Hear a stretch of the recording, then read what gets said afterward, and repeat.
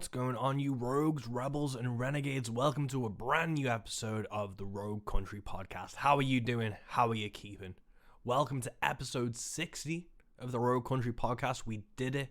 I can't believe we're at this number already. I hope you enjoyed the last episode where me and Josh sat down to talk about the great things that happened in 2022 and what is the great things that are happening in 2023.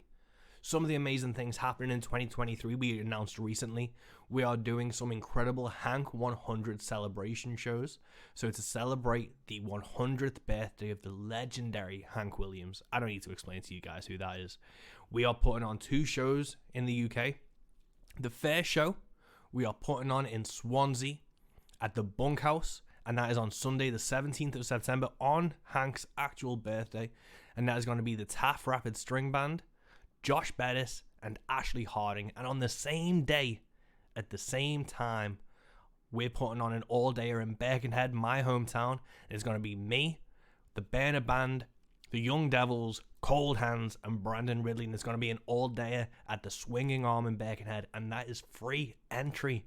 You cannot beat these shows. These are going to be the best shows in September. I guarantee you right now, you are not going to find better shows with better artists than what we're putting on, because that's our goal. That's what we're aiming to do.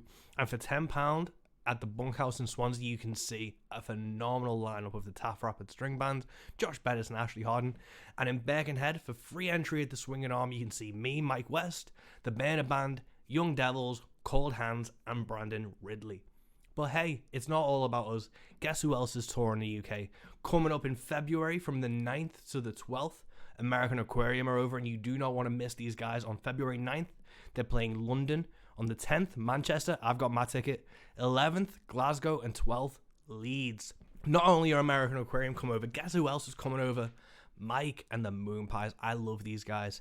In April, on April 1st, in Newcastle they're playing. Then on the 2nd, they're in London. Then on the 3rd, they're in Nottingham. On the 4th, they're in Manchester. And on the 5th, they are in Oxford. You do not want to miss any of these dates. And I am super excited to be saying I am opening for them in Manchester on the 4th of April. So get your tickets for those, because without you guys coming out and supporting these gigs, country music will die in the UK. We need you rogues to come out and support it. Speaking of supporting Rogue Country, thank you so much to Ed over at Pawns or Kings for repping the Rogue Country t-shirts on his latest videos. It was a really nice thing to see, and it brought a smile to my face to see you rapping, and it was nice to see people in the comments asking where that shirt was from. So thank you so much, Ed, for wearing it. And you can buy your t-shirt over at our Bandcamp, roguecountry.uk/Bandcamp. I'll put the links in all our socials. It's dead easy to find. And yeah, what else have we done? We've got Hank flyers coming. We've got stickers coming. Finally, we have Rogue Country stickers. I'm so excited to start sticking them everywhere. It's going to be fun. If you would like some flyers and some stickers to help spread the Rogue word, get in touch with either me or Josh and we will send you some out. You don't have to pay postage, anything like that. We just want to help you help us spread the word, because we're a community, we're a family, we're a bunch of rogues together, and the only way we can make a change in the UK for country and roots music is by working together. On that note, episode 60 of the Rogue Country Podcast is with the awesome Buffalo Ghost, aka Joe Armitage. He's a producer, a musician, songwriter, engineer. He's got many hats and many talents, and it was a fabulous time to talk to him about his production techniques, building home studios, playing in the Sheffield scene, writing songs, recording in his kitchen, and it's a fantastic talk. I'm going to share it with you right now. So without further ado, this is episode 60 of the Rogue Country Podcast with Mike West and Buffalo Ghost.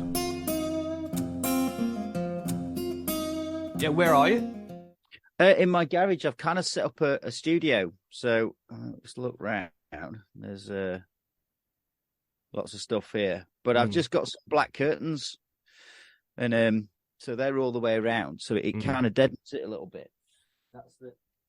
That's the idea anyway. Yeah. Because I was in the attic. And the attic was too small. Couldn't record anybody over 5'7". Oh. Because I was literally in the apex of the roof. So when I've recorded Jody in there, it was like trying to get Jody through a loft. Cut that out. Up a loft ladder was hilarious for me. Yeah, it's like Harry and the Hendersons when Harry ends up in the house. Yes, yeah, very much so. But you know, the sound was great in there because it's all lots of insulation, plus my daughter's collection of 1,000 cuddly toys. So they were just all around the walls, and it was great because it just provided really, really good sound deadening. So we recorded most of his solo stuff up there, and then it got to a point it was like I can't just keep crawling up and down the loft ladder, so I'm starting to turn the garage into a studio. But I've still got a garage door like that way. It's got curtains in front of it, but it's not completely soundproof, and it's freezing in here. So it's a work in progress, but it's a room, and that's all you need, isn't it? Yeah. So are you the same? Are you got a spare? Is that so this studio room? This is like my office, and it weirdly you don't realize how much things can affect like the sound of a room. We redecorated the whole house, so I've got all my artwork and stuff hanging up, and on the wall behind me was all my old tour posters. I had like all the gigs I'd played, all the posters I'd got. And we took all that down. So all the walls were bare and I was just playing guitar in here. And the difference in it was, you wouldn't think just having a few frames and a few posters down would make such a difference. And then I started putting everything back up and it started just sounding a bit warmer and things. It's a really weird thing. But I don't do the level that you do with like your production and engineering stuff. I record through Audacity to do demos, and then I'll try and get into a studio and stuff. But with your garage, like I think home studios, especially the pandemic, showed the need for those type of things so you could do remote recording and stuff. What did you have kind of before COVID, and what like did the pandemic influence you on what you did next and how you padded out your garage and stuff? Funny enough, it kind of went the other way. When I was in my, I moved into this house 10 years ago, so it was quite a way before the pandemic. But in my old house, I'd got an attic and I'd kind of built it as a studio and stuff. And I wasn't doing the level of production I am now, but it was a space where I could go and literally record and play around and stuff like that. And then we moved here. I didn't have anywhere. I'd got my laptop and a mic, and I was writing and stuff, and I've always had Logic and really enjoyed doing production, but I was only ever really doing it for myself. And when lockdown hit, my wife was working at home. I suddenly got furloughed from the day job, and both the kids were at home, and I've got teenage kids. Well, one of them's past a teenager now. And so there was 4 of us in the house, but I'd suddenly got time where I was like, right, I'm never going to have this opportunity again. I'm going to write and record an album. And so the need to find space was then really funny because it was like, I don't have anywhere. Right, you're in that room. Okay. Well, Charlie's in the kitchen. Right, where am I going to go? So I was literally moving around the house to record various bits and bobs. So for that album, a lot of the acoustic guitars and stuff were recorded in my lounge because it's on the sofa because it's very padded and and a very dead sound. So a lot of them were all done in there, and then a lot of the vocals were done in my bedroom, which is directly above this garage. Because only because nobody was in there, so that was the only place I could record those. Fortunately, all the drums were recorded remotely because I'd got a couple of guys with me doing the album, and my drummer for that album and this new album actually is a guy called Roger Luxton, who's my brother-in-law, and he lives in Cornwall, and he's a session drummer, and he was off work, so it's like, well, what I'm going to do? So he recorded all the drums where he was, sent me all those stems, so at least I didn't have to try and record a drum kit in a house in 4 other people. So they were all done, so it was just mixing those. And then the bass was Andy Dye from Fargo, so he did all that, and then various other people were just sending me bits and bobs remotely. But mixing was the hardest thing, because I didn't have any speakers at the time, no monitors, because they were still at work. So trying to find headphones was really hard.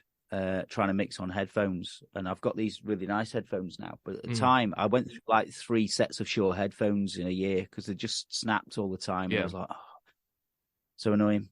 But so it was recorded like all the way around, and then I don't quite know how I managed to kind of get it all done. 90% of it was mixed on headphones as well. So it was just I didn't really mind because at the time I just needed. It was just I felt so lucky to be able to have the time to be able to do it. Yeah. I didn't really realize that I wasn't in a studio or in an environment that was not ideal. And I think you can get away with quite a lot now. I don't think you need to be in a really like dead environment in a studio. I think that mics and technology that we've got are so good, and you can do it anyway. You can make a room sound deader. I mean, these curtains I've got, I just bought on eBay. These are like ex-stage. They're actually L Street Studios. Oh yeah. Some guy was selling them, and they were in a right state. I had to drive down to High Wycombe to get them, and then I got back, and he'd only given me half of them.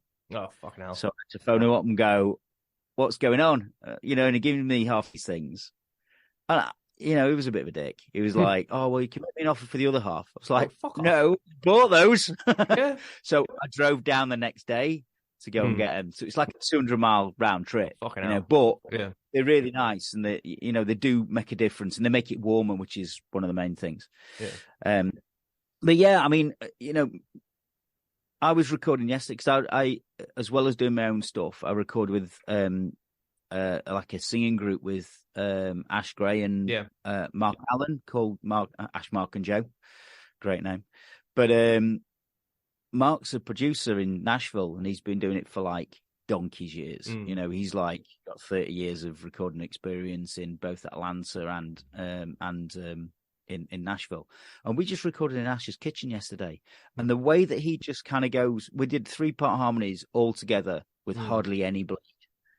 And he's like, yeah, that's good. I can work with that, and it's fine. And then doing acoustic guitars, he's like, right, okay, yeah, it's there. And he's like, bang on, and it's just that experience that, it doesn't have to be absolutely perfect. In fact, I sometimes like the fact that sometimes things can sound a bit off. Yeah, no, totally. Like I watched the Billie Eilish documentary like a few months ago, and seeing that she literally recorded those albums in a bedroom with her brother.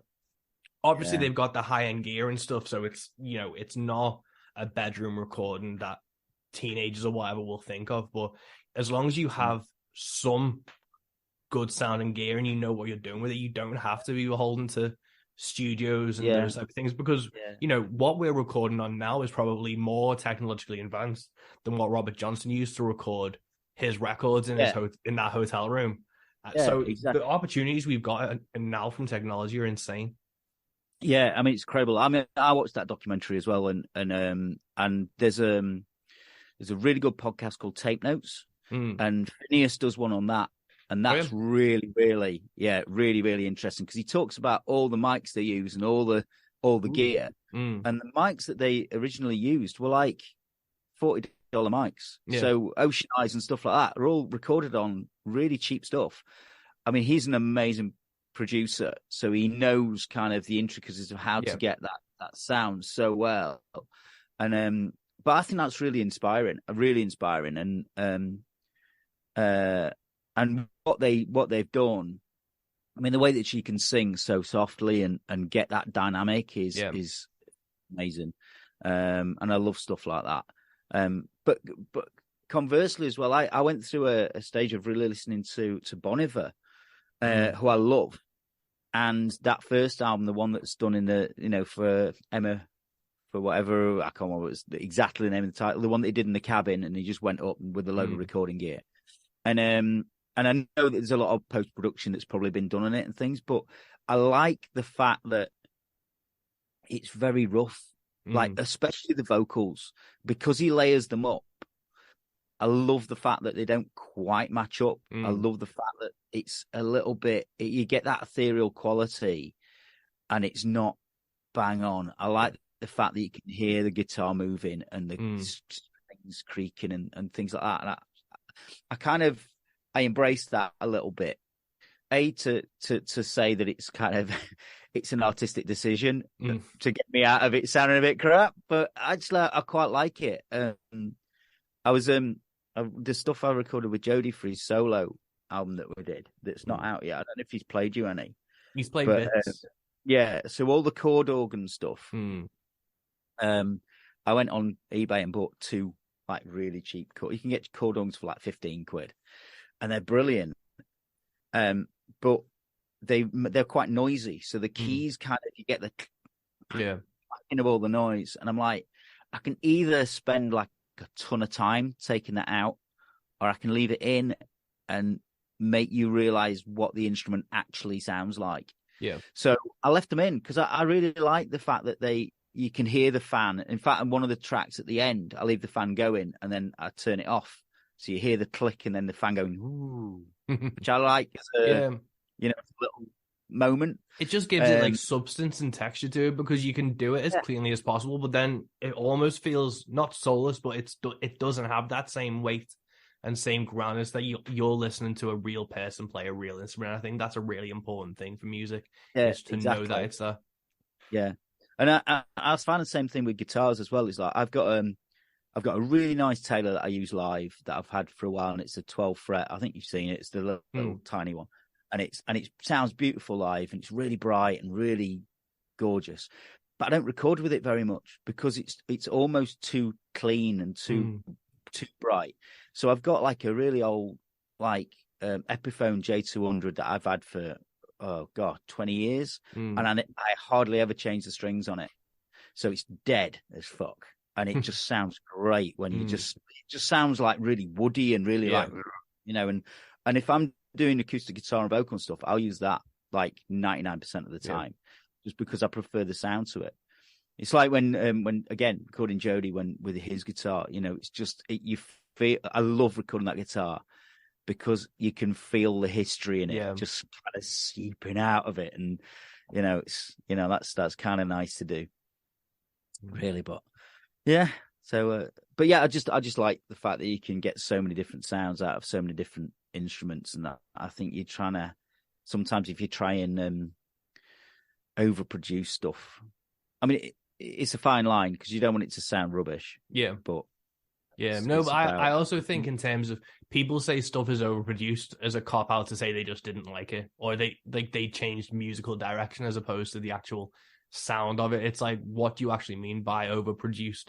Do you mean kind of before they even hit record? Is it the producer dictating or pushing them a certain way as opposed to the actual production value? I think it's an interesting thing, I think, because I've seen it with a few different like country and Americana artists where it's overproduced, quote unquote, but it's not any different in terms of production quality, instrumentation, whatever. It's just they've gone a different direction.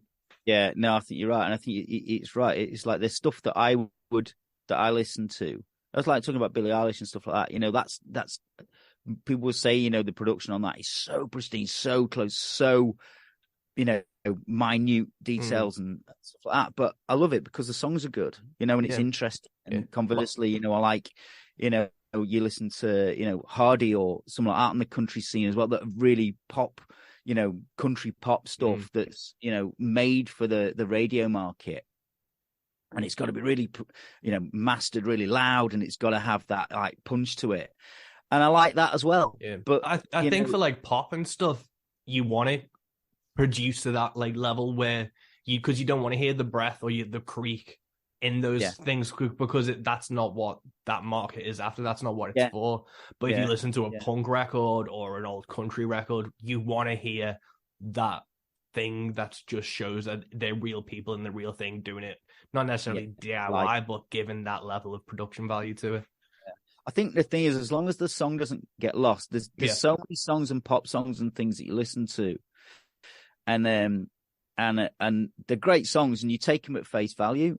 But then you'll suddenly hear somebody cover it. And I know it's really popular to do that thing where you take a really kind of poppy song and then you slow it down. You do it on a ukulele or something. Yeah. You know what I mean? It's like, I know that's done to death, but what it does is it kind of it shows you the song. Yeah. And especially lyrics as well. And I think there's so many songs that you suddenly hear to and you go, oh my God, that's so dark. Mm. You know, it's like I used to cover Baby Jane by Rod Stewart. And you know, his version's like, you know, like, it's like really swingy, poppy stuff. But you take that song apart and it's like, you know, it's so dark. It's like, don't forget, I know secrets about you. Yeah. And it's like, wow, man, that's like, Rod, what are you doing? You know, it's like, you know, people like that you suddenly you take a song apart, and I think that's, you know, that's why covers are, you know, are really good. I think when you suddenly discover the meaning and what you take from it yourself as a song, you know, that's you know, quite a valuable thing. And yeah, I think that everybody on a production course, or especially on a music course and stuff, should be made to do a cover. So I think that's quite interesting. We did it for the Sheffield thing, which is the album that I've just done with for as a charity. Yeah, I saw that online. Yeah, it's great. So me and a guy called Harry Welburn, who you know very well, who does the radio show in Sheffield, came up with the idea in beginning of 2020 actually, saying, oh, we should do a charity album for Under the Stars, which is a brilliant charity in Sheffield that does music and theatre arts for adults with learning difficulties. Oh, cool. And there's a really good, amazing singer called Julia Waldron who works for the charity. So we knew it quite well. And they used to do these great DJ and club nights at the Lead Mill. They put these bands together and stuff. And we're like, oh, we should do something for that. We should do Sheffield artists covering other Sheffield artists. So that's where it was born. So we kind of got loads of people together, mainly mates, really. It was like, so Eddie and Jody and Ash Gray and, you know, people like that, and Julia and so, and we just literally finished. We actually did the gig this year. So it was brilliant. It was such a great time. But hearing how people tackle covers, you know, was great, you know, and, really good fun. I ended up doing the Thompson Twins, Hold Me Now, which is such a poppy song, but I kind of, again, made it slower, stripped it down, you know. So yeah, I think it's just quite interesting to do those things, to kind of dig into songs, you know. And what made you kind of first think about production? Because obviously, like, not all musicians are engineers or producers and stuff, but what kind of drew you to that type of thing? Were you into the engineering side of it before you became like Buffalo Ghost and that side of things, or did it kind of become part and parcel at the same time? Yeah, I think it became one of those things where I was songwriting. I used to do a lot of recording when I was younger. So when I was really young, there was none of this was about, you know. No. So you had your 4-track, you know, with your tape, and I still love that kind of aspects of, you know, you get it or you don't get it, and so I've always been drawn to doing that. But then you'd kind of, you know, that was as far as I got. I never thought about going into a studio, you know, when I was a teenager, because it scared the crap out of me. You know, I was not confident enough to, you know, play. I'm not a great guitar player, and I don't think I'm a great singer. So I think I was just really, just nervous about doing it. I'd not got confident. I could do it live, because I think it's like when you're doing it live, it's like it's over. If you make a mistake, whatever, it's part of the show, and nobody remembers it, you know, so it doesn't matter. But when you're doing recording, I want it to be really good. And so what happened was that when I started recording myself, and things like, you know, Cubase and computers and stuff came out, I was like, wow, I can suddenly record myself. So it started from there. And then what was interesting is that when I kind of put down music for a while, and then when I moved back to Sheffield and the kids were small and stuff, I started writing again. And it was actually what really got me into it again was meeting Jody and being in a scene where people push you as a songwriter. And so I really started thinking, right, well, I can record all the things I need to do now. Technology is getting so good that I don't need to go anywhere else. Mm. The funny thing is that for one of the albums, I can't remember which one it was, but it was quite a few years ago. I've got a friend who's a producer in Sheffield, and he's like Hawley's producer, and I'd done some work for him. He was like, "Oh, come to the studio and record a track." I was like, "Yeah, okay, that'd be brilliant." I've got a really amazing producer. Do it. And I hated it. I hated every minute of it because I felt like every time that light went on, I got red light fever, and I was like, "Can't do it." And I was like, "I need to be able to do it in my own time when I'm not thinking how much I'm paying somebody else to do it." And you're sitting there in a studio going, "This is costing me, X amount a day." Or I think I'd be all right if I was with a band because I think peer pressure and being in a team would be all right. But on my own, I was just thinking, I'm not happy with it, but I don't know how to tell him that I'm not happy with it. And and he was like, "Oh yeah, no, that's really good. It's really good." But I was not satisfied with my own performances. So I just went back to doing it myself, and at least that way, I'm not a control freak, but I don't like being rushed to do stuff. Yeah. But conversely, I'm really good. I'd like somebody, especially when I'm doing vocals, to be with me to go, "No, do it again. No, do that again. No, do that again." Because otherwise, I'm like 4 takes. That's fine. I like to get things down quick, and I don't dick about with them much afterwards. I'd rather get the performance in there and tweak it a little bit tuning wise, but I'm not. I don't want it to sound off. No. And actually, one of the tracks on the new album, the last track, I did go to a studio. The guy who I did some production courses in 2019 and then 2020 online, simply because I was getting so into it, but I'd never had any formal training or anything. And there was a studio in Sheffield called Red Tape, which is a council studio. It's been there since the 70s. It's like a bit legendary, really. There was a guy running courses there for adults. It was like night school. So I'd drive from Leeds back to Sheffield on a Tuesday night, get a pizza on the way home, stuff this pizza in my face, and then go and do 4 hours of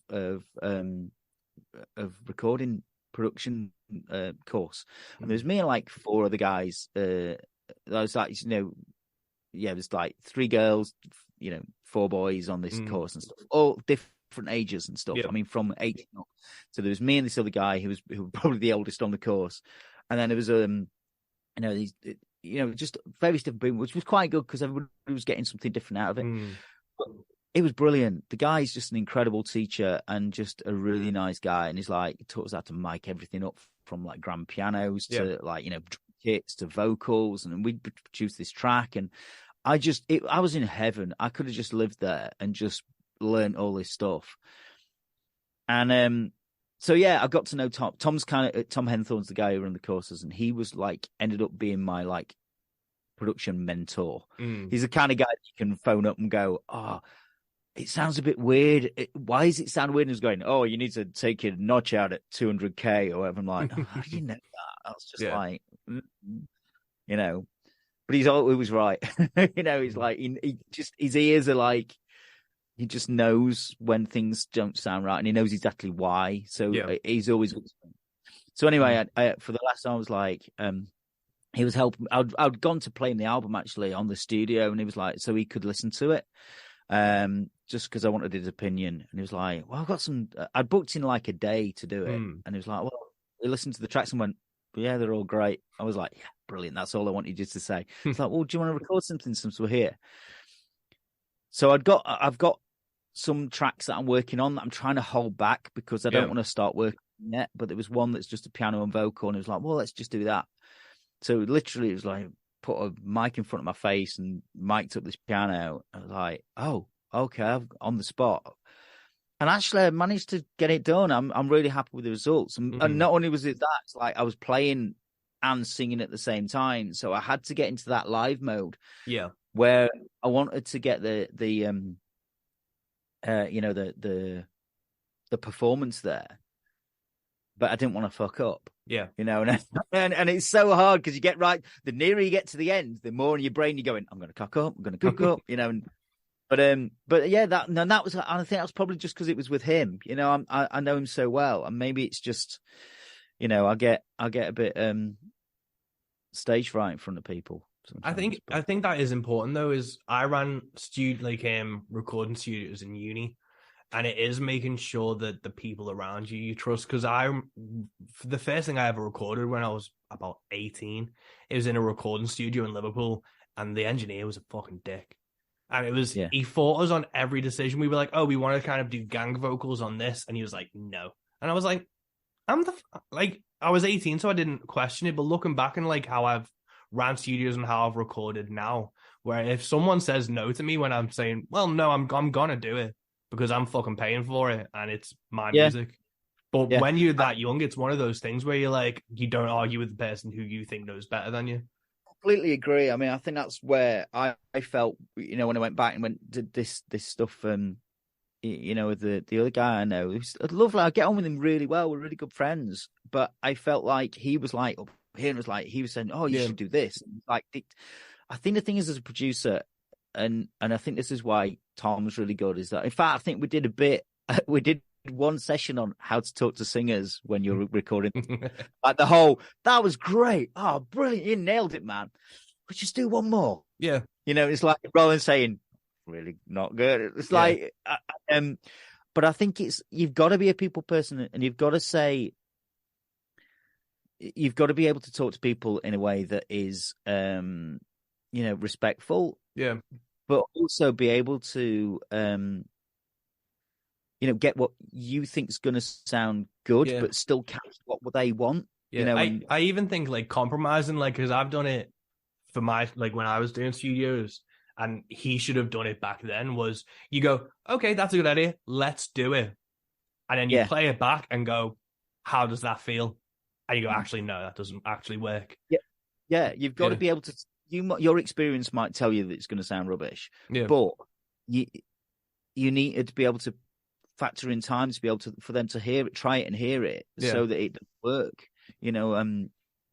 I think you do it you must do it with design and stuff as well. And I know I do it when I'm doing photography, is that sometimes somebody's got an idea and they're like, oh, I want it to like this and we could do that. And you're like, yeah, but I'm not sure we're going to be able to get that with what we have. And, you just have to kind of show them and they go, yeah, it's not working, is it? Yeah. And I think it's any sort of creative thing, is that if you're producing or helping somebody to do stuff, is that you can have ideas that you can throw in, or you might have in your head what you want it to sound like. I've only ever had, it's really funny. I was thinking back of all the things I've done this year, because it's been quite a busy production year. And right at the beginning of the year, I did Andy P. Davison's album. Yeah. And that just came out of us talking last year. But he's like, I've got these demos, I don't know what to do with them. And I was like, well, send them to me. We can do some stuff with them, I'm sure. And he'd got them all on GarageBand. And he'd played, electronic drums, and he'd got, guitars down and things like that. So it was all like a snapshot of what we needed to do. So all I needed to do was go, right, this is what I think needs to be done on them. I'll put some parts down so he can hear. He'd already done the bass. I redid the drums in Logic, actually, because I didn't have the facility to record a drummer at the time. He put the bass down, he put the vocals down. So the only thing I really did was I did some sort of piano stuff on it, and I did like layered guitars. I tend to kind of throw a lot of guitars onto stuff just to try and make things sound a little bit more interesting, really. And there was a few tracks where I was like, oh no, I need to strip all these guitars out. I need to strip all this out. And there's one track in particular, I was like, I really like the guitars on that. And he's like, yeah, it's not working. Let's just strip them out. And it's the only track on the album I kind of thought, oh, I wish we'd left those in. But it's at the end of the day, it's his album, so he wants it to sound like that. And then I saw him like probably about 2 or 3 months later when they were doing stuff, and he was like, oh, I started doing that track kind of with Fargo. I was like, oh, that's cool. Putting an APD track in with Fargo. It was like, yeah, we put all the guitars back in. And I'm like, well, you took them out, man. It's like, oh God, it's like, but it's those things, you need to be sympathetic to what people want, and Yeah. at the end of the day, it's their thing. Yeah. So, but yeah, but I think, did you record all your stuff like in studios then? So Rusted, like my EP, my mate's got a home studio in Okay. Paul. So I recorded Rusted as just like that EP was 3 microphones to catch the guitar and vocals, and it was literally we did 2 takes. Best take stayed, and we did a bit of mixing on it. The Next Life, it was the same studio, but what we did was I stayed over at his, and we had like a weekend of recording everything kind of as a like just basic tracks with just me and the guitar singing to catch everything, then going overdubbing the guitars, redoing the vocals, and then going out right, and then did the harmonica and stuff. And then we went out to like pedal steel was done in the States. So that was remotely recorded. Fiddle, we went over to someone else's house and recorded that in their garage. But then we recorded the majority of it in like 2018. And then I did a fucking ton of gigs and was listening back to everything and was like, I can do all these vocal takes so much better. So then it was, I think, end of 2019 or middle of 2019, we went in and redid all the vocals again because I just knew I'd grown with it enough. Because sometimes you write a song and you record it and it's still fresh and you capture that freshness, but then you gig it and you road test it and it gets a weight and you know how to deliver a certain line a certain way that gives it more of an impact. And it was one of those things.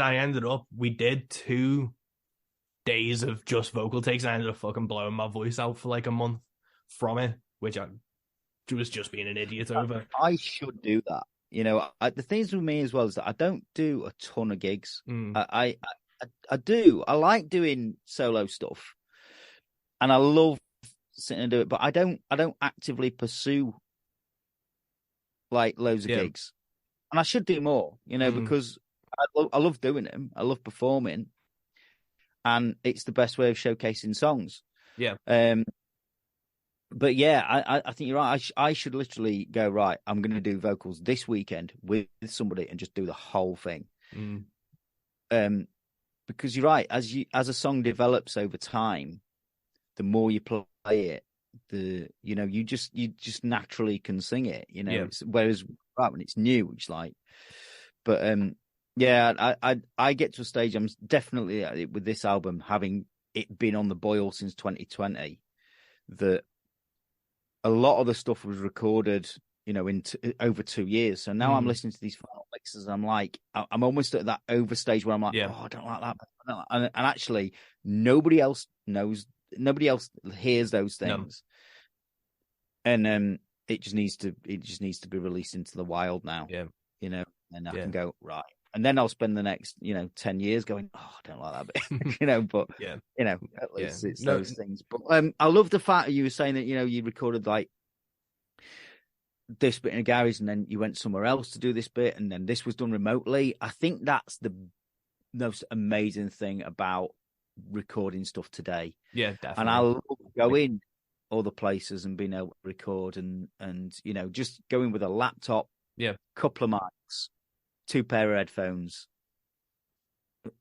Well, that's all you need. It's all you need, and you go and record a piano or somewhere, or you go to a.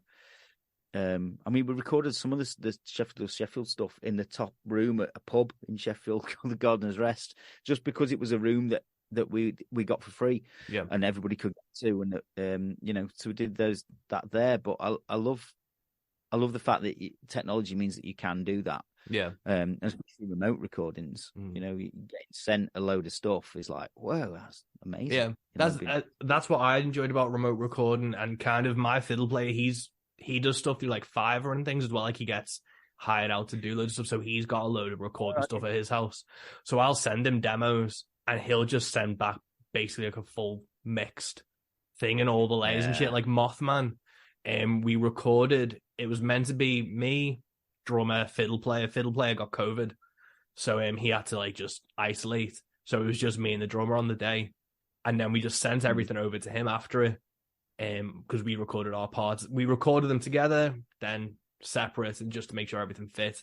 Sent everything over to him, and he just came back with this full thing. And that is the beauty of remote recording, because then it was also, we jammed and like rehearsed it and stuff, so we knew roughly the melody lines he was going to do and stuff, but he came back with like 4 like layered lines, and it was just like, holy fuck, like what people send you back is just because you aren't in the moment to do it. And that's where like the collaboration really comes in, when you trust that artist to really bring their talent and perspective to a track.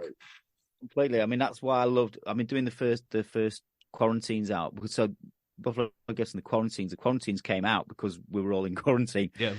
So being able to get like full drum parts like from Cornwall, you know, in your Dropbox, just like, wow, man, that's cool. And then, you know, ironically, And I was literally about, you know, half a kilometre from where I am, but we still meet.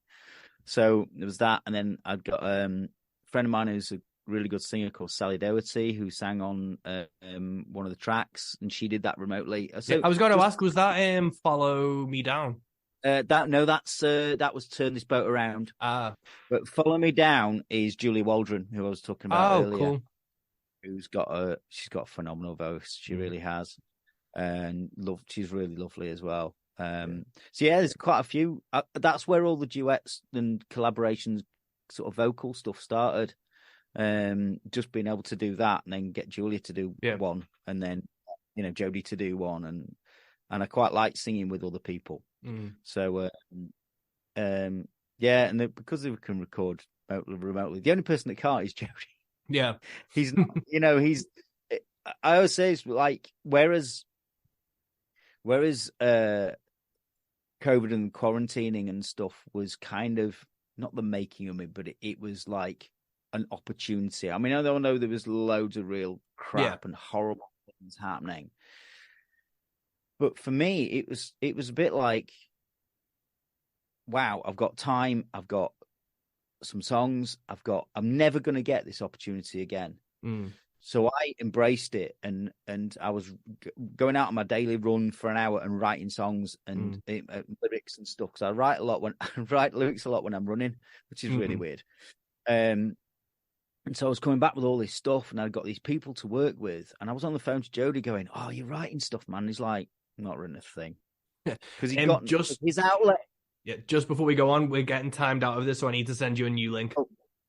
Okay. Yeah. All right. Sorry, I'll send you a link through Facebook. Yeah. No worries, Matt. Yeah. Or. Yeah. So Jodie. Yeah. So whereas I've got an itchy head, but I can't get to my headphones. There we go. Yeah. So with Jodie, like his outlet is live stuff. You know, he writes for the band, he writes for live. And that was his thing. And he likes being out socially. You know, well, yeah, but you know, his outlet is kind of that live thing, and he had not written anything, and it was so odd to me to be to not. It just showed that we are completely different when it comes to that. But you know, I was trying to push him to write stuff, because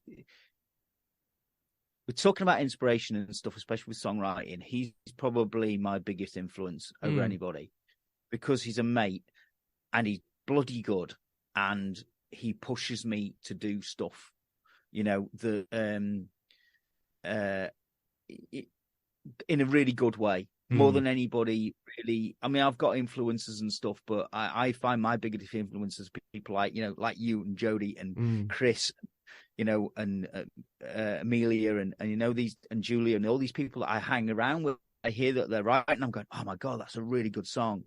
You know, I listen to them more than you know, anybody else commercially really.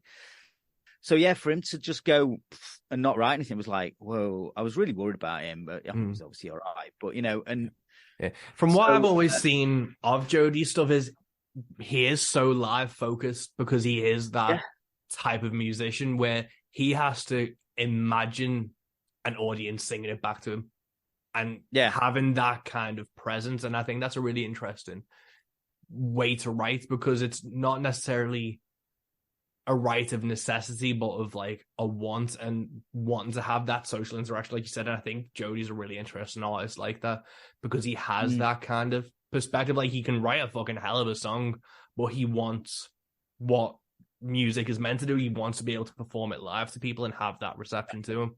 Exactly. And he's able to kind of get in that, not only from with Fargo when they're like rocking and you know, the birthday shows and stuff, as you've probably seen Fargo loads, are just like, they're just like an experience.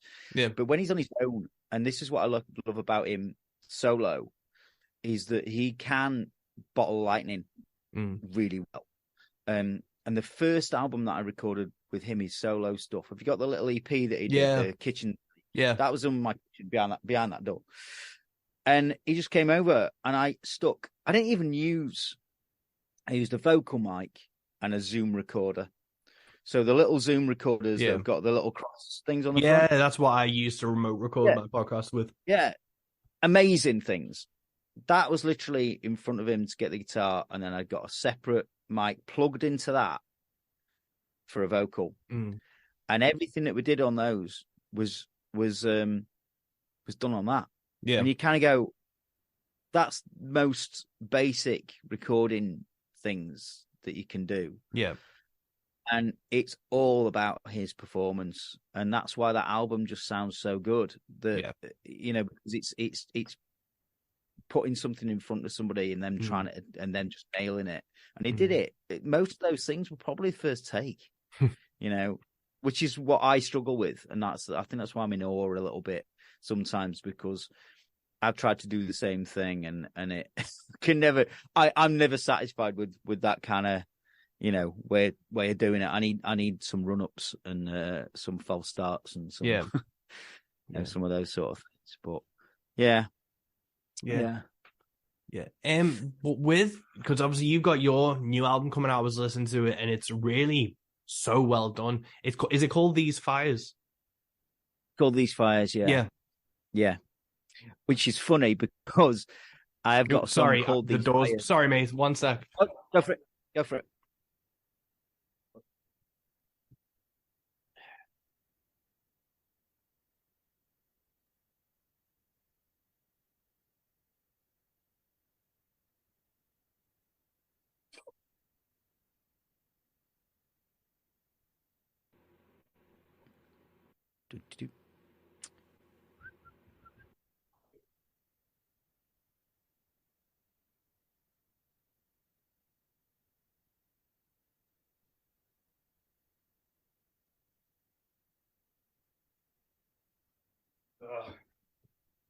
No worries, man. Sorry, I thought the door had gone. Oh, that's fine. These Fires. I've got a song called These Fires that's written. I'd got a different title for the album, and then I wrote a song called These Fires, which is basically about writing songs. So I called it These Fires because sometimes, for me, I feel like songs can come from lots of different places. They can either be me just playing some chords. As I say, I write a lot of lyrics when I'm running, which sounds weird, but I'll have loads of things on my phone or and my and stuff. And I find that they are like little fires that you can, you know, you build your wood and stuff, and then you kind of let them smolder for a bit, and then they might go out, and you're like, oh, okay, and then you come back to them and rekindle them again. Yeah. So it's like it's like building all these things, and you want them to burn and like kind of people and stuff. So I'd got that title, and I wrote this song called These Fires, and it's been but I've written that recently, probably in the last sort of like 4 or 5 weeks, and I was looking for titles for the album, and that just seemed to fit really. I've not recorded These Fires yet because I want to do it with the new band. So it's sounds a bit pretentious to have a song that is not on the album that the album's titled out of, but I kind of like that as well. It's a bit wanky, so I'm like, yeah, I'm going to do that. Well, it's what fits. It's what moves you and makes the most sense. I think that's the important thing, is to not try and force an album title. If it makes sense, it makes sense. Yeah, it was really interesting. I was listening to your podcast from a couple of weeks ago, and I can't remember which one it was, but they were talking about having titles for songs before you've written them. I Oh think you were yeah, mentioning it. Like somebody wrote down and they'd go, I'm gonna have that song, it's called that, and it's all yeah. that That and was that. the Pierce Edens one with Rob Halford's songwriting techniques. Yes. Yeah, because you were saying you were reading Rob Halford's autobiography or something, which I bet is very interesting in it. Yeah, But I quite like that. And I've often thought about having a group of people and going, right, that's your title. Like giving you a title and you go, all right, I think people would. Yeah, I know I've done things where, you send like the different lines to people and things and try and write collaboratively like that.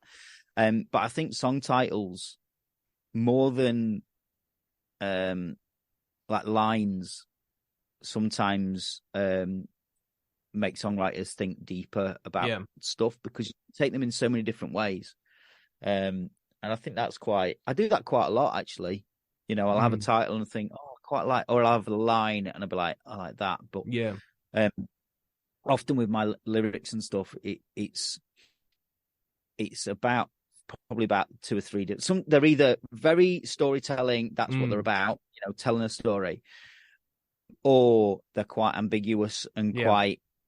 There might be about two or three different things, and I'll some of them will be from experience and some of them won't. And I don't necessarily want to write completely autobiographical. So sometimes it's about, line fit or feelings that fit. So, two different ways of doing it, really. But I think it's because, this is from doing this podcast, you kind of expect songwriters to have their way.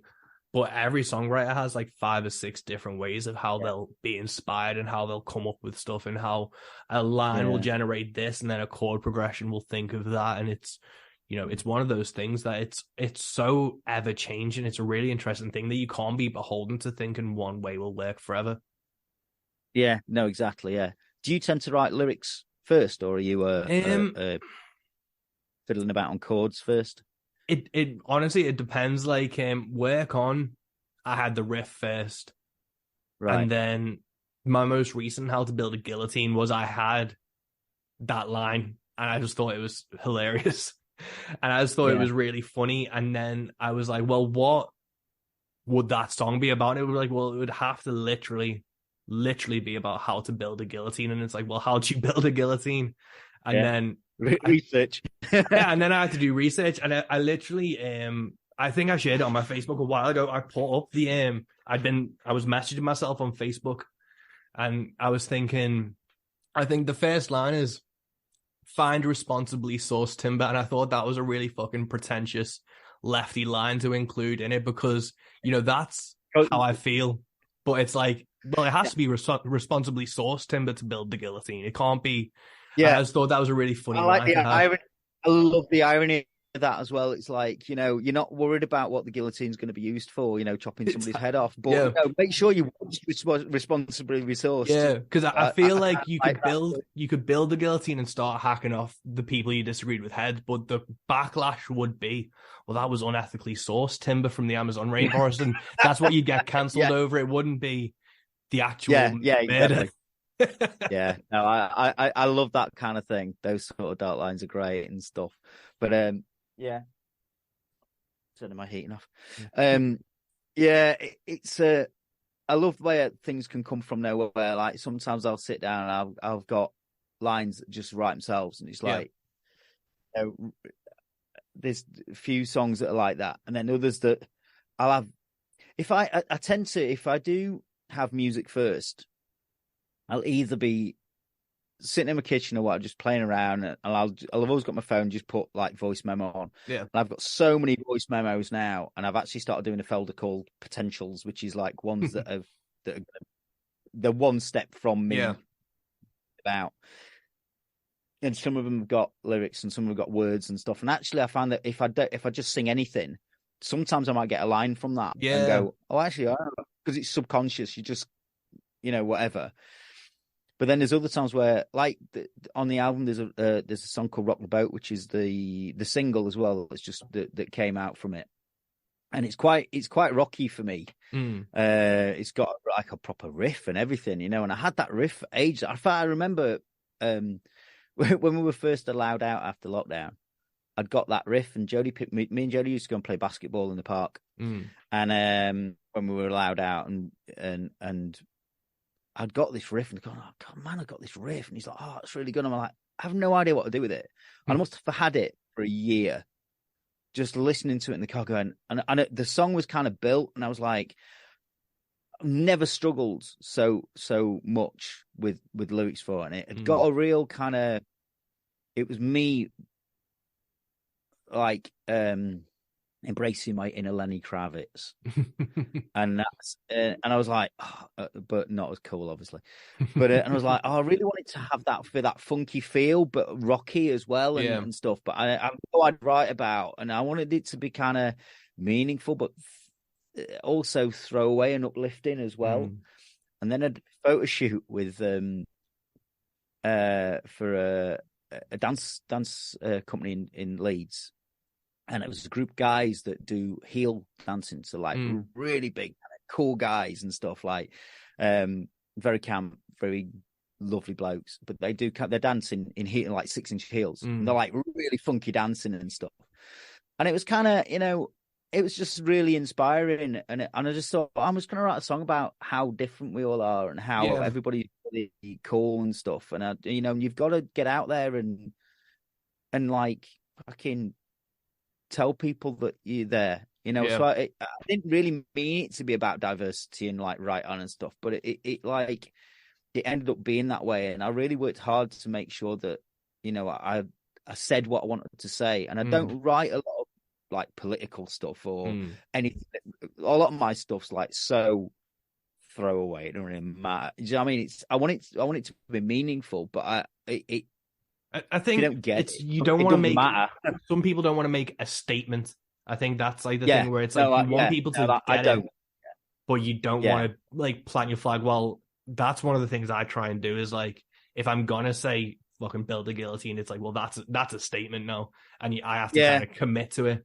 But then there are the songs where it's like it's not necessarily throwaway, but it's, you know, it's not the be all and end all of my personality. And it's one of those things. It's not a political statement. Yeah. And I love, you know, a lot of people that do have, you know, I don't know, there's so much music and there's so much you can do with it. That's the beauty of it, you know. So sometimes, you know, if that song is going to come out from it, you know, great. And I like the fact that actually, if you didn't listen to it that much, you'd be like, oh yeah, it's just about, you know, rock the boat. Yeah, man, you know, just be out there, go and kick ass. You know what I mean? It's like, that's the feeling that I want from it. And actually the riff and that drive on it really, really has it. And I've managed, but the thing is, like, I've managed to nail a couple of really great musicians to work on this as well that have ended up forming the band. So I've not been in a band in inverted commas for years. You know, it's just been me and then grabbing a load of people in to come and record. But I've decided for this album launch, I wanted a band. You know, I didn't want it to just be me. I wanted it, and I wanted a band that can carry on and do other things. That I'm ready to kind of go out and be in a proper band with people now. Yeah. So I managed to get a guitarist called Mark Lyle, who's amazing, Sheffield sort of legend almost. He does with Bear Cats. He was in Robin Son. He does M&J Blues with his dad still, which is an incredible experience. You ever go and see them? And I just asked him to record a couple of tracks. So he did that, and then he did 500 Horses as well. Because he's a really good lead guitar player, and I'm a rubbish lead guitar player. I'm like Les Dawson on guitar when it comes to solos. So yeah, and he was like, "Oh, I really like this stuff." And I said, "Well, I'm putting a band together if you really want to be in it." And he was like, "Yeah, man, I'm up for that." So it's him, and then Smack from Fargo is drumming for me. So that's kind of a bit of a coup, which is really good. And I've just said, look, you know, yeah, that's really good. that he wants to do it and that he's able to do it. I've always said, look, it's this band will work around anything anybody else wants to do. I don't want to do 1,000 ton of gigs. I'd rather do one gig every 4 months than 4 gigs every month. Yeah, you've got to be selective to really make an impact, I think. Exactly, yeah. And then really good friend of Smacks was a bass player that I played in a couple of covers bands when we've had a bit of a laugh, called Jules. He's solid on bass, so there's him. So yeah, between us, that's the core. We're going to get some other people to come in and out and stuff on the night to do. Awesome. And is that kind of the plan for 2023? Because I know you've got a Sheffield gig booked in for the album launch and stuff. Is that kind of like the plan to? That's it, yeah. So the first time we went out as a band was the Sheffield gig the other night, and it was like sold out Leadmill. So you can't, and I'm like, well, our band, the first time we went out, we sold out the Leadmill. The fact it was a charity gig, there were other people on, I'm not going to mention, but it felt really good to be on a stage with 3 other people, and we were just smiling all night, and it took me 3 days to kind of come down from that gig. So, and we only did one. Well, we ended up doing one track, and then we ended up back in Julia at the end because the guys that were going to back her had to drop out the last minute, and so we're like, we can play that. She did Moloko sing it back, and we were like, Mark's like, oh, I know the riff, we can do that. I was like, oh, okay. So I ended up backing her, and it was just a really good night. But yeah, so the February gig, so February 3rd at the Greystones, is the album launch, and that'll be the first proper Buffalo Ghost. I'm not doing the quarantines. It's literally just going to be Buffalo Ghost. And I've said to the guys, look, if you want to change the name, let's just change the name and be a different band. I'm quite happy with that. I don't want it to be like me, but they're like, well, you've kind of started to get momentum with this. So that, so I'm quite happy. I don't want it to be about, I belongs to it, but I want other people to kind of have their input. And I think that the music sound will change quite a lot because of the other people that are involved. I'm quite looking forward to that. But yeah, we've got a core of us, and then we've got some guest people that are going to come and join us for doing stuff. So, Julia, my wife Charlie's going to sing a couple of tracks because I'm doing a whole acoustic bit at the beginning as well. Yeah, cool. She's singing on that. A guy called John Slater, who's another really good guitarist, who played on the 6 Feet From You album. Oh, awesome. So he's there. So 500 Horses, which is on the first track on the album, is about like racing cars, like cars and money. It's about, and so I got them both. So they're both soloing at the same time. So it sounds like a bit of a car race. So that's going to be good. So yeah, I'm looking forward to it. I just need to sell tickets.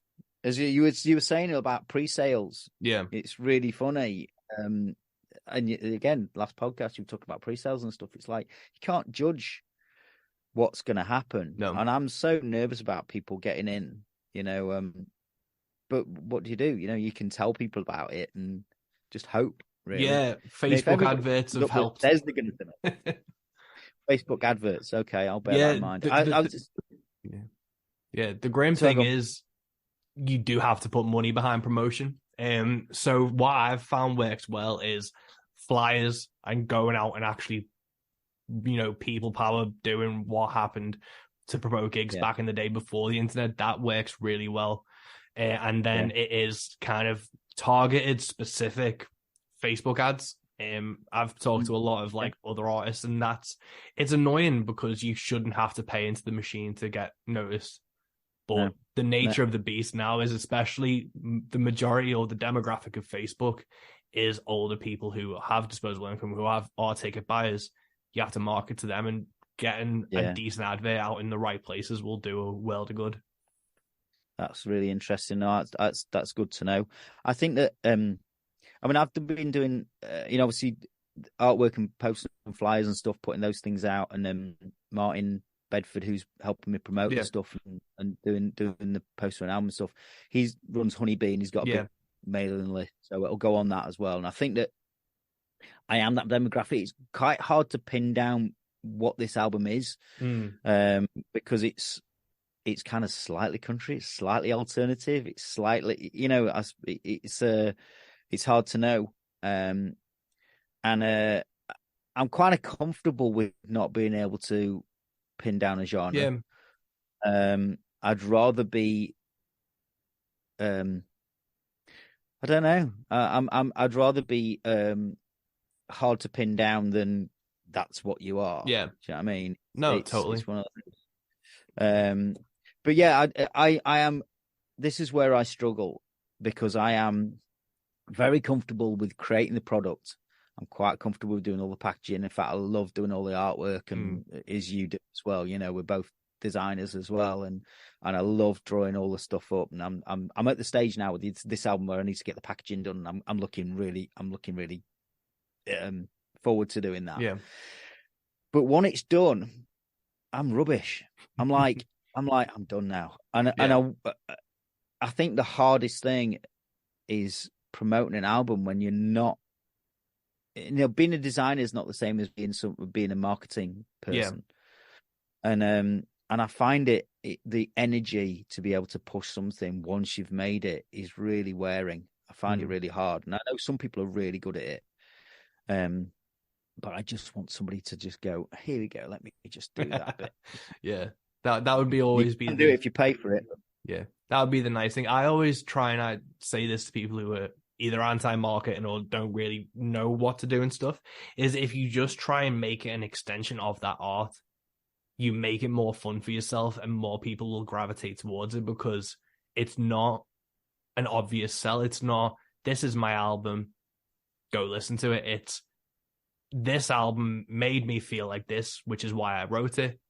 It might make you feel like this. And creating art, because like obviously it's like this, it's called content creation, and I don't like, it's such a smarmy fucking phrase, content, but it's like you're still creating art. You're an artist putting something out into the world, so it should still be viewed as art, even if it's for mass consumption to appeal to something else.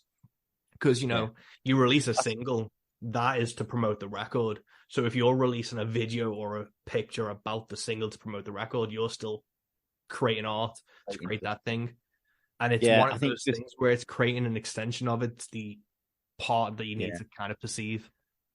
It's psychological thinking about it a different way. And I think you're right. And that's probably what I need to do, is just kind of go, right, it's not, oh God, I've got to go and try and get a review, or do these things. It's like,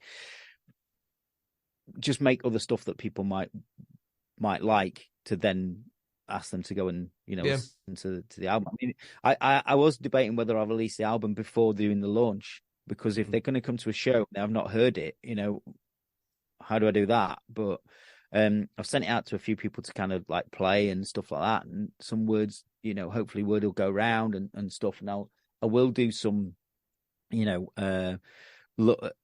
just some little clips of like most of the tracks, and just go, okay, this is what it sounds like. But especially the stories behind them, because I love knowing why people write songs and the stories behind them. That's why I like songwriter nights best. They're my favorite kind of gigs, because I'd rather sit and watch 4 musicians talk about a song and hear it and go, oh wow, it gives you so much more meaning and stuff. But yeah, I just want people to come. I've just got to enjoy the fact that it's going to be fine. I mean, we've done like a few rehearsals, which has been really good, and then we're all taking a break until after Christmas, and then 4th of January we've got like 4 weeks to kind of nail it all. So that's going to be intense but fun. Awesome. I think if you were interested in doing it, I think anyone who buys a ticket for the album launch gets a digital download of it, because a digital download, you can't really make money off it. It's one of those things that exists, but it doesn't exist. And then if they come into the thing, they'll probably buy a physical copy of it. Anyway, so I think that might be a worthwhile thing to look at. Yeah. When I did the last one, I didn't do a launch because obviously we were in the middle of still in lockdown. But I did CDs, and because I really wanted to put something physical out there. I mean, you probably, I know you feel the same way, and the fact that I find a lot and listen to a lot of music digitally. So I'll be on Spotify, and it gives me new artists to listen to, and it's convenient. But if I find somebody that I really like, I'll seek them out on Bandcamp. I'll seek them out and buy physical records. I'll go to gigs and buy it. And CDs. I'm quite lucky in the fact that my car still has a CD player, and I commute a lot. So CDs are always in. I love it, but CDs they're dead, really. It's like I only do it because I want to literally physically produce something.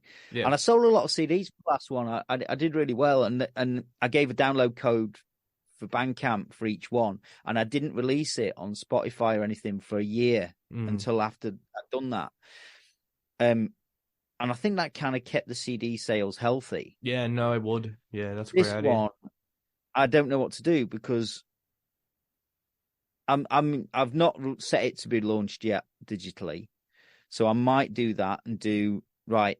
If you come to the gig, I've got CDs to sell. You can buy them. Plus, you get a download on Bandcamp, and you always get like little bits like stickers and stuff like that. And I want to do some T-shirts, some merch, and stuff like that as well. So I might do the same thing and not release it for like 6 months until it comes out on Spotify. And that'll mean that people have to seek it out, and it means the hardcore people tell other people. And exactly. And as to sell a CD for a tenner, you have to stream it 2,000 times on Spotify. So I'm not that I'm doing it for money. But you want to be able to break even. CDs, yeah, I want to recoup the cost of the CDs, and obviously I've not paid any studio fees, so that's one thing. Yeah. But I think it's just trying to keep yourself producing the sort of stuff you want to do in a physical format that you want to produce. I mean, I'd love to do vinyl. I would absolutely adore to do it on vinyl. I just can't afford it. It's just not. It's not even in my sphere of, being able to do. But who knows? I mean, in the future, I might be able to do that at some point. I think I'm going to kickstart my next one to cover the cost of the vinyl. Yeah. That's the plan anyway. Yeah. I think that because I don't really have a massive following, I think it's only just starting to kick off. And I think that's through working with other people. My name's about from a production point of view and a songwriting point of view, but I need to do more gigs, and I need to, the band will help with that. Yeah. In between the band gigs, I'll try and get some more acoustic stuff in. I'd love to do loads more singer-songwriting nights, because those are the ones that really feel like I can showcase what I'm doing as a songwriter, more than just going out and like paying, a 45-minute set. So that's the plan really, but I don't really have a plan. Yeah, well, that's all you can do, but I think that's a good place to kind of wrap this up, man. But it's been an absolute pleasure to talk to you, and I can't wait to hear. Obviously, I've been listening to the record, and it's great. I can't wait for everyone else to hear this thing and for you to start gigging and, cutting your teeth on the live scenes and play these tracks as well. Yeah, definitely. Yeah, no, that's what I'm looking forward to next year. I mean, I've got a load of stuff with the Ash Mark Jones stuff coming up as well. I mean, I can only do that when Mark comes over. Yeah. So that gets quite intense when he's over here. But mingling the two in, they're very different. So I'm really, really looking forward to doing that. But yeah, thanks for chatting to me. It's been an absolute pleasure. Nah, that's great, man. Thank you so much. Cheers.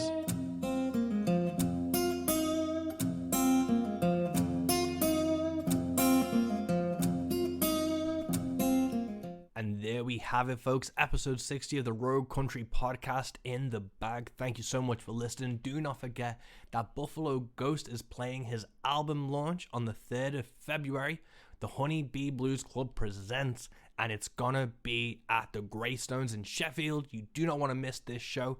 TC and the Hoodoo Shakers and AMJ are opening. It's gonna be an amazing time. Make sure you go listen to Buffalo Ghost's new album, out on the 3rd of February 2023. This year, we're in 2023 now. Time comes for us all. Until next time, keep supporting the things you love, keep doing the things you love, and peace.